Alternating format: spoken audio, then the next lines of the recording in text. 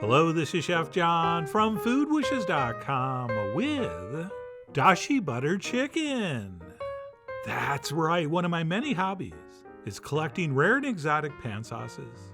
And this one, inspired by a chicken wing recipe and a pork belly recipe, is my newest prized possession. And I'm beyond excited to show you just how simple it is to make. And the first thing we'll do is mix up a little bit of a marinade for our chicken breasts, which will include some finely minced garlic, plus some finely minced ginger. And we usually use fresh, but this time I went with pickled ginger, and it was really nice. And then to those we will add some soy sauce, as well as some sake, which is Japanese rice wine. We'll also do a touch of mirin, which is a sweet Japanese-style cooking wine. And by the way, back in the day, you would have had to hunt for some of these ingredients, but I'm happy to report they're very easy to find at the store these days. And then we'll finish up with a little touch of sesame oil, a little bit of white sugar, and of course a few shakes of cayenne. And that's it. We'll take a fork or a whisk or whatever, and we'll give this a quick mix. And that's it. Once mixed, we'll set that aside, and we'll move on to prep our chicken breast, which is going to be nothing more than giving them a little bit of a pounding, just to flatten them out a little bit and make them a little more uniform. And the easiest way to do that is between two pieces of plastic wrap. And all we're doing here is pounding the thick end until it's about the same thickness as the thinner end. And once that's happened, we will transfer those into our marinade, and we'll toss them around a few times to make sure they're coated. And I love to use a pie dish for this, since it's the perfect size for two breasts, and ensures all the marinade is going to be touching the meat, or at least very close. And then before we wrap this up, I think we should take a spoon and baste them over the top. Although this is optional, especially if you're going to toss them a few times while they're marinating. And then I have some great news. We only need to let this marinate for about 30 minutes to an hour. So no waiting overnight this time. And I ended up popping mine in the fridge for about 45 minutes. Oh, and if you're thinking about doing a longer marinade, be careful. Or if you leave it too long, your chicken's going to kind of turn into ham. Which wouldn't be the worst thing. It's just not what we're going for here. And what we'll do once we pull those out is blot those dry with some paper towels. Oh, and do not discard the marinade. We're going to use a couple tablespoons in the sauce. But anyway, once those have been dried off a bit, I'm going to do an optional and probably unnecessary step, which would be to dust these with some potato starch, or cornstarch or flour, which would basically work the same. And the reason I'm doing this is because the marinade we made is pretty much identical to our chicken karaage marinade. So I was kind of going for the same thing here. But since we're topping these with a sauce, we're not going to retain any crispiness. So while it looked nice, I'm not really sure it's worth the trouble. And I'll talk more about that later. But the point is you don't have to do this dusting if this dusting is something you don't want to do. And you can simply cook these as is, straight out of the marinade. So you'll have to decide. I mean, you are after all the kobayashi of getting your chicken ready for the dashi. But either way, once we're ready to cook, we will heat up some oil over medium-high heat, and once hot, we'll transfer those in with the smooth side down, and we will sear that first side for about 3 minutes. And by the way, once things start sizzling, we can back our heat down to medium so that the outside doesn't get too dark before our inside cooks through. So that's what I did, and after about 3 minutes, I flipped those over. And as you can see, that potato starch does make for a fairly nice looking surface. But again, whether it's worth the extra trouble, I'm still kind of on the fence about.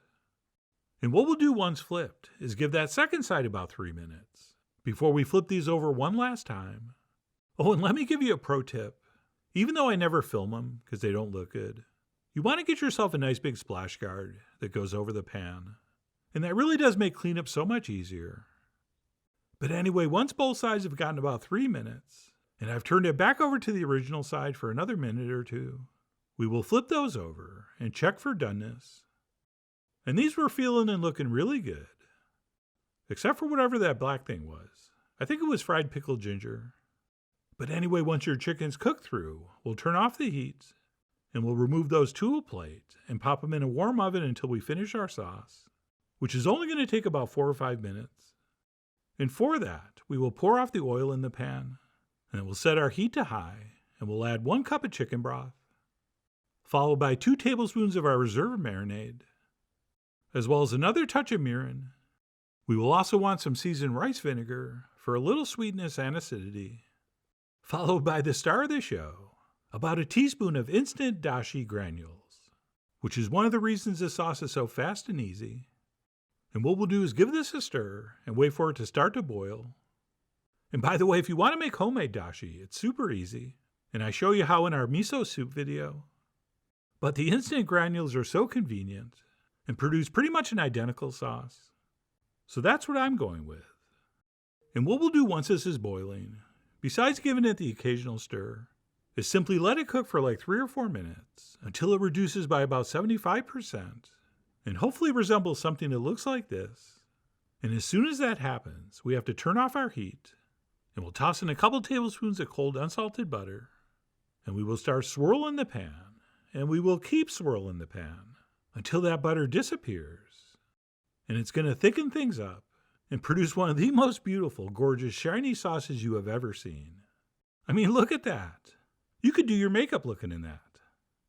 And that's it. We'll pull that off the stove and plate up our chicken, next to possibly a radish and endive salad, and then proceed to spoon plenty of that incredible sauce over the top. And once I was done saucing this, I garnished with a little sprinkling of furikake, which is basically sesame seeds and seaweed and a few other things. Except instead of turning the camera on, I turned it off. But you see me sprinkle plenty of times, so no big deal. And instead you'll have to settle for this shot, where I'm cleaning a few rogue sesame seeds off the plate. And that's it. After taking way too many pictures, I grabbed a fork and knife and went in for the official taste. And that, my friends, is just mind-blowingly delicious. And you're probably thinking, hey, isn't dashi made from seaweed and dried smoked fish? How is it possible that's going to be good as a sauce for chicken? Well, somehow it is. Since it really does not taste like seaweed and dried fish, what it actually tastes like is pure umami, which is a word that's totally overused by chefs on the internet. All right, mostly me. And it simply refers to something that's just super intensely savory, which is exactly what this is. It's also a little bit sweet and a little bit salty and a little bit tangy. Oh, and as far as the inspirations for this, the chicken wings I saw that were done with the dashi butter was on Triple D, and I think the place was called Three Sons Brewery. So thank you, Son, and other son. Plus, there used to be a dish at Bird and Bottle in Santa Rosa that was a pork belly finished with a ramen butter. And I always found that to be incredible, and I'm getting the same vibes here. But no matter what you use it on, dashi butter sauce is my new favorite thing, and I really do hope you give it a try soon. So please follow the links below for the ingredient amounts, a printable written recipe, and much more info as usual. And as always, enjoy.